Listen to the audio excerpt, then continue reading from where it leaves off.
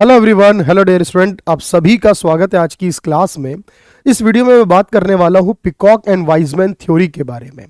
अगर आप इकोनॉमिक्स की नॉलेज रखते हैं और इकोनॉमिक्स के एग्जाम्स की तैयारी कर रहे हैं, किसी भी कॉम्पिटेटिव एग्जाम की तैयारी कर रहे हैं, स्पेशली अगर आप तैयारी कर रहे हैं टीजीटी, पीजीटी और यूजीसी नेट के एग्जाम्स के लिए, लेक्चरार और जीआईसी एग्जाम्स, प्रोफेसर्स के एग्जाम्स के लिए, तो ये क्लास बहुत बेनिफिशियल रहेगी आपके पास, जिसमें मैं बात पिकॉक एंड वाइजमैन थ्योरी की करने वाला हूं। तो चलिए देखते हैं इससे रिलेटेड क्या कुछ कंसेप्ट है और उसके साथ ही हम जानेंगे इससे रिलेटेड कुछ प्रीवियस ईयर क्वेश्चन में किस तरह के सवाल ऑलरेडी पूछे जा चुके हैं।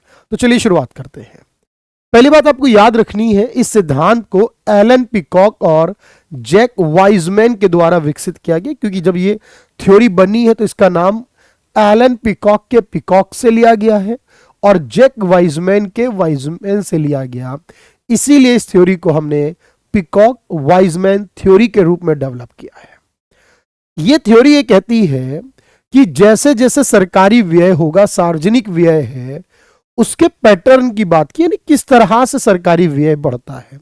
हम इससे पहले एक और लॉ के बारे में जानते हैं, उसे वैगनर्स लॉ कहा जाता है।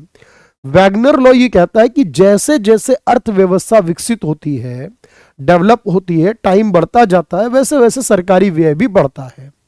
उसने ये थ्योरी तो समझाई है, लेकिन वाइजमैन पिकॉक थ्योरी उसी को कंटिन्यू करते हुए आगे ये कहती है उसके बढ़ने का पैटर्न क्या होगा, तरीका क्या होगा, किस सिस्टमेटिक वे में वो बढ़ेगा, इसको थ्योरी को समझाया।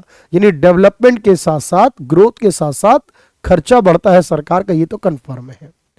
यहां पर कहा गया सिद्धांत में सरकारी व्यय में सहज और निरंतर तरीके से वृद्धि नहीं होती है, एक कंटिन्यूअस मैनर में वृद्धि नहीं होती है, बल्कि इसमें उछाल और झटके के साथ, यानी चरणबद्ध तरीके से, मतलब इसे बोलते हैं jerk system, jerk point of view से, यानी step like, step by step, यानी एक स्टेप बढ़ता है एकदम रुक जाता है, फिर स्टेप बढ़ता है, उछाल आता है फिर रुकता है, फिर उछाल आता है फिर रुकता है।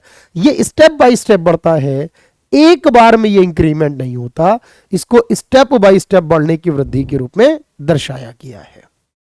तो इन्होंने बताया कि एक्चुअली ऐसा होता क्यों है। ये तो कंफर्म है कि वृद्धि होती है सरकारी व्यय में, और वो भी कंटिन्यूअस वे में नहीं होती है, स्थिर कांस्टेंट वे में नहीं होती है, जंपिंग वे में होती है। लेकिन तीन प्रमुख कारण दिए इन्होंने। एक नाम दिया है डिस्प्लेसमेंट इफेक्ट।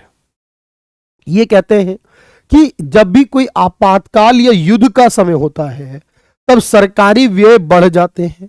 जब भी इमरजेंसी या युद्ध होता है, सरकारी व्यय बढ़ जाते हैं, और इन बढ़े हुए व्यय को पूरा करने के लिए करों को बढ़ाना पड़ता है, सरकार को टैक्स लगाने पड़ते हैं, कर बढ़ाने पड़ते हैं। टैक्स बढ़ाएगी सरकार तो ज्यादा खर्च कर पाती है, उसे डिस्प्लेसमेंट बोलते हैं।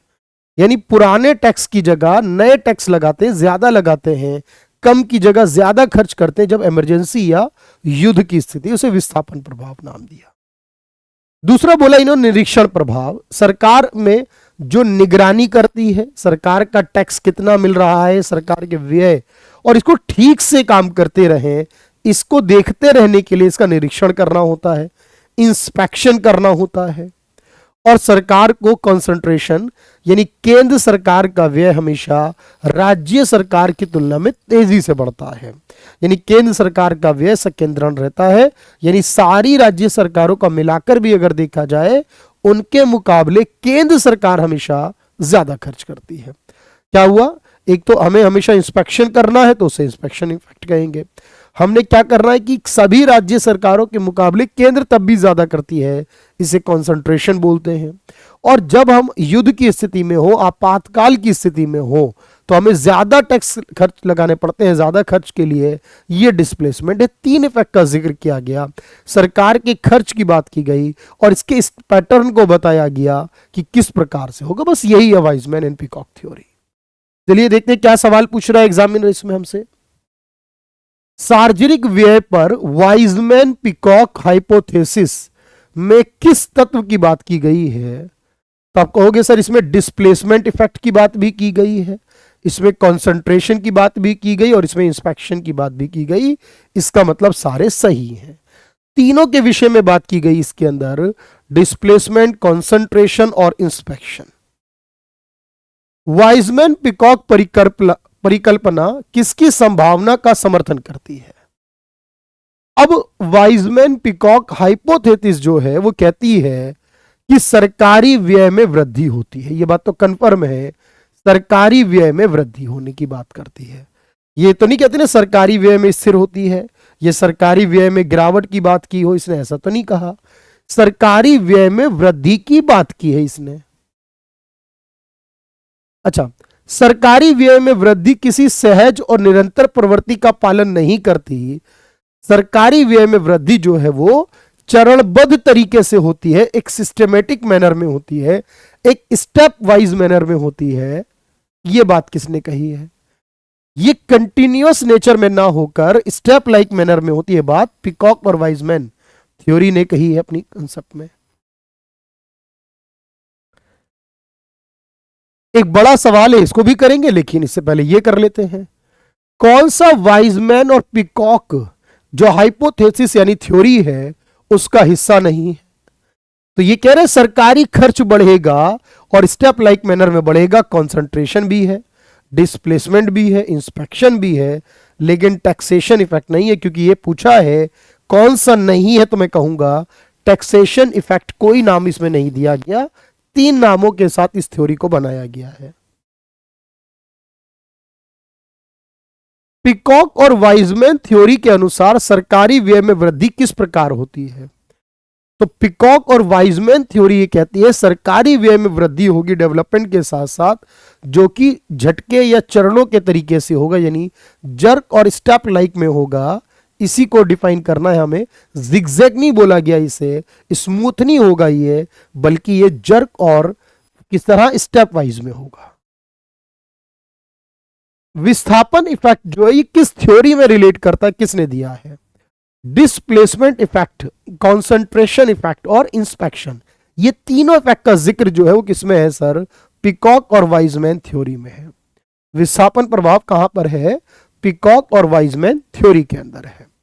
इसी प्रकार हमारा ये वाला सवाल भी था कि डिस्प्लेसमेंट इफेक्ट का क्या अर्थ होता है, विस्थापन प्रभाव का मतलब क्या होता है? भाई क्या बताया था मैंने? जब सरकार इमरजेंसी में हो, युद्ध में हो, पुराने टैक्स, कम वाले टैक्स हटाकर नए वाले और ज्यादा टैक्स लगाने, ज्यादा खर्चे करने हैं सरकार ने, तो आप कहोगे सर सरकारी व्यय और कराधान के पुराने स्तर से एक नए स्तर की ओर जाना, एक उच्च स्तर की ओर जाना, यानी कम की जगह ज्यादा टैक्स लगाना, इसी को विस्थापन प्रभाव कहते हैं। क्योंकि ज्यादा टैक्स लगाकर ज्यादा कलेक्शन और ज्यादा खर्चे सरकार करेगी। देख लो सारे क्वेश्चन आपके सामने स्क्रीन पर हैं, सारे ऑप्शन आपके सामने स्क्रीन पर हैं। चलिए भाई, एक और सवाल था, थोड़ा और बड़ा था, कोई दिक्कत नहीं है, हमें कंसेप्ट क्लियर हो तो सवाल कितना भी बड़ा हो कोई फर्क नहीं पड़ता। पिकॉक वाइजमैन परिकल्पना के अनुसार सरकारी व्यय समय के साथ चरणबद्ध तरीके से बढ़ता है, एक सिस्टमैटिक स्टेप लाइक मैनर में स्टेप बाय स्टेप बढ़ता है। तो आप कहोगे जी बिल्कुल ठीक बात है ये तो। अब कारण दिया जा रहा है इसमें डिस्प्लेसमेंट इफेक्ट, कंसंट्रेशन इफेक्ट और इंस्पेक्शन इफेक्ट होता है। आपने कहा जी बिल्कुल सही बात है, ठीक है, तीनों होते हैं। और इन तीनों की वजह से मतलब ए भी करेक्ट और आर भी करेक्ट, और आर इसका सही एक्सप्लेनेशन कहता है। यह सवाल आपके पास होगा।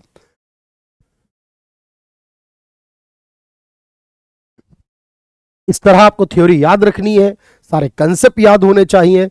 वैगनर लॉ भी मैंने आपको कराया हुआ है, और अभी इसके बाद ये पिकॉक वाइजमैन थ्योरी में मैंने आपको कराई है। दोनों में सरकारी व्यय के बढ़ने की प्रवृत्ति की बात की गई है।